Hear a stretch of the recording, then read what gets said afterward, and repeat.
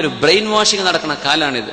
ഇപ്പൊ റബീഉൽ അവ്വൽ വരിക, അത് നമുക്ക് ആഘോഷിക്കാൻ പറ്റുമോ? ഹറാമാണോ കുഫറാണോ? അതല്ലാതെ വേറെ ഇപ്പൊ അതിന്റെ അപ്പുറത്തേക്കില്ല.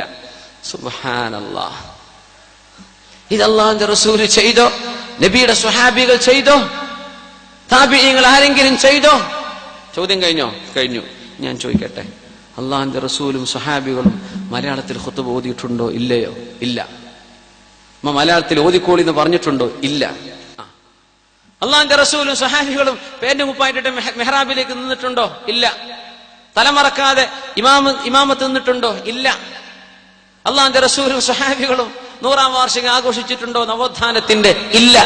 നിങ്ങൾ ഇതൊക്കെ ചെയ്തിട്ടില്ലേ? ഇതിനിപ്പോ എന്താ തെളിവ്? അതന്നെയാണ് ഇതിനും തെളിവ്.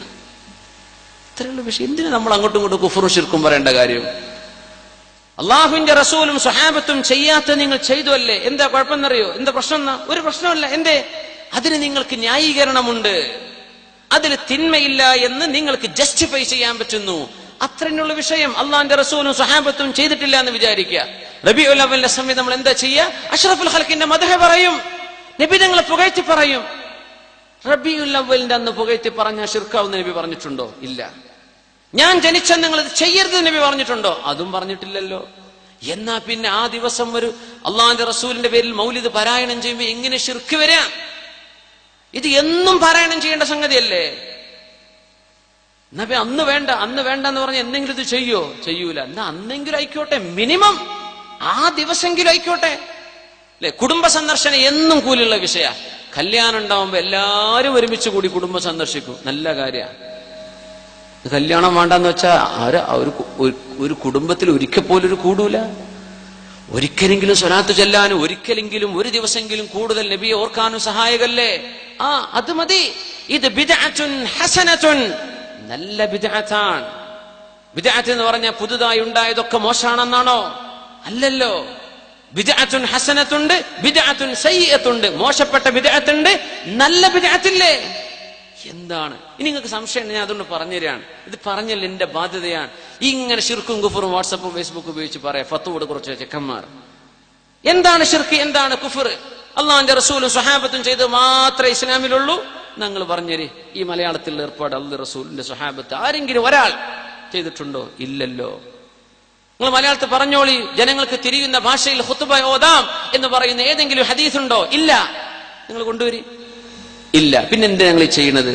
അത് പിന്നെ എന്നാ അത് പിന്നെ ഞങ്ങൾക്കും പറയേണ്ടത് തന്നെ. അത് പിന്നെ അള്ളാഹിന്റെ റസൂലിന്റെ മദ്ഹാണി പറയണത്, നബി തങ്ങളുടെ മദ്ഹാണി പറയുന്നത്. നബി തങ്ങളെ മദ്ഹ് പറയണമെന്ന് ഖുർആൻ പറഞ്ഞു. നബി തങ്ങളെ സ്വലാത്ത് ചൊല്ലണമെന്ന് ഖുർആൻ പറഞ്ഞു. ഒരു നന്മ ചെയ്താൽ എങ്ങനെ ഇസ്ലാം എന്ന് പുറത്തു പോവുക? ഇത് നബി ചെയ്തു നിങ്ങൾ പറയണ്ട, നമ്മളും പറയുന്നില്ലല്ലോ. ഹദീസിലുണ്ട്, സ്വഹീഹുൽ ബുഖാരിയിലുണ്ട്, മൗലൂദ് ഓതിക്കോ, അങ്ങനെ ഇല്ല. പക്ഷേ നബി തങ്ങൾ ചെയ്യാത്തതൊക്കെ ശിർക്കും കുഫറാണെന്ന് പറഞ്ഞാൽ കുറച്ച് പ്രയാസപ്പെടേണ്ടി വരും. എന്നാ പിന്നെ നമ്മുടെ സമ്മേളനങ്ങൾ ചെയ്തൊക്കെ കുഫറാന്ന് വരും, നമ്മുടെ സമ്മേളനങ്ങളും നമ്മുടെ മുദ്രാവാക്യങ്ങളൊക്കെ ശിർക്കാന്ന് വരും. അതില്ലല്ലോ. ഇങ്ങനെ ചെറുപ്പക്കാരെ ഇങ്ങനെ വഞ്ചിക്കപ്പെടുന്നത് ഒരു ക്ലിപ്പാണ് കാണുമ്പോഴേക്കും പിന്നെ നാട്ടിലെ എല്ലാ ഏർപ്പാടും നിർത്തുക. ഇനി നമ്മൾ ശിർക്കും കുഫറൊന്നും വേണ്ട. ചെറുപ്പക്കാരെ എങ്ങനെ ഇതിൽ ശിർക്ക് വന്നു, എങ്ങനെ കുഫർ വന്നു?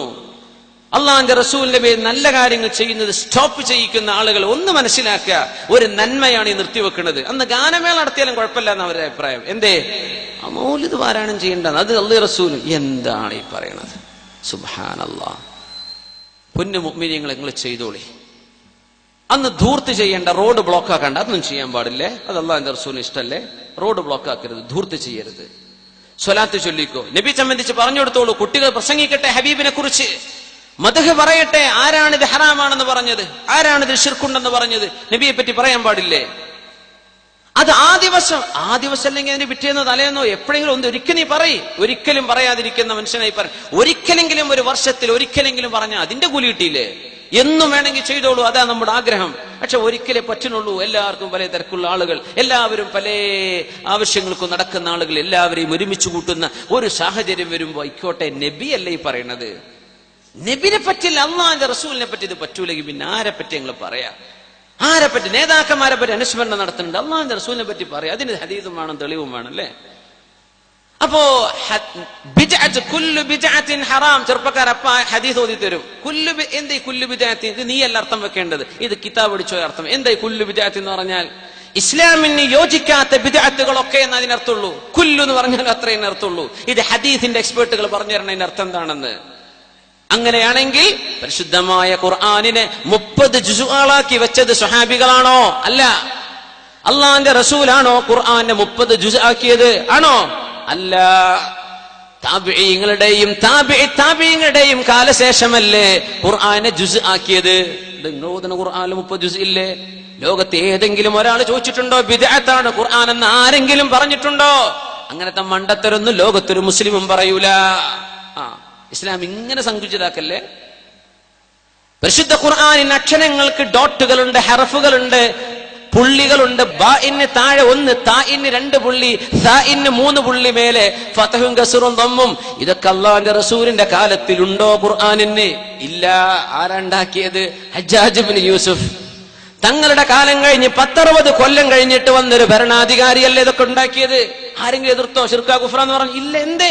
ഒരു നല്ല കാര്യമാണ്, അതിനെന്താ കുഴപ്പം? നല്ല വിഷയമാണ്, അതിനെന്താ കുഴപ്പം?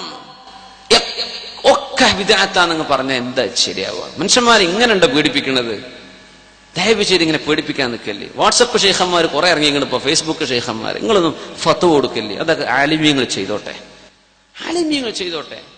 ഒരുമിച്ച് ദുആ ചെയ്യുമ്പോൾ, നിസ്കാരം കഴിഞ്ഞ് ദുആ ചെയ്യുമ്പോഴേക്കും ശിർക്ക് കുഫർ ബിദ്അത്ത്, ഈ മൂല്യരെ ശരിയാവില്ല. എന്താണ് ഈ പറയുന്നത്? നിസ്കാരം കഴിഞ്ഞിട്ട് ദ്വാരക്കണ്ടെന്ന് നബി പറഞ്ഞിട്ടുണ്ടെങ്കിൽ ചെയ്യാൻ പാടില്ല. അങ്ങനെ പറഞ്ഞിട്ടുണ്ടോ?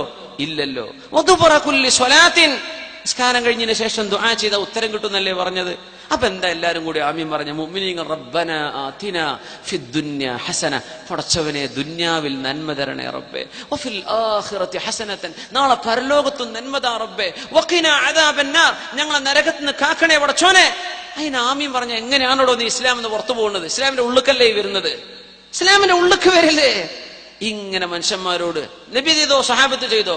നബിയും സ്വഹാബത്തും ചെയ്യാത്ത നന്മകൾ ഇസ്ലാമിന്റെ പ്രമാണങ്ങളുമായി വൈരുദ്ധ്യമില്ലെങ്കിൽ ഒരു കുഴപ്പം അതിനില്ല. ധൈര്യമായിട്ട് അമല് ചെയ്തോളി. തർക്കിച്ച് കാലം കഴിച്ച് പിന്നെ മയ്യത്ത് കട്ടിൽ വെക്കുമ്പോഴാക്കര പടച്ചോ ഞാൻ തർക്കിച്ച് കറച്ച് ഇത് പറ്റൂലേ എന്ന് ആലോചിച്ച് നടന്ന കാലം കഴിഞ്ഞ്, ഒന്ന് നബിയെ മദ്ഹ് പറയാൻ നേരം കിട്ടിയില്ല, ഒന്ന് ദ്വാരക്കാൻ പറ്റിയില്ല എന്നൊക്കെ ആലോചിച്ച് ജീവിതം കഴിക്കേണ്ട ഇപ്പൊ തന്നെ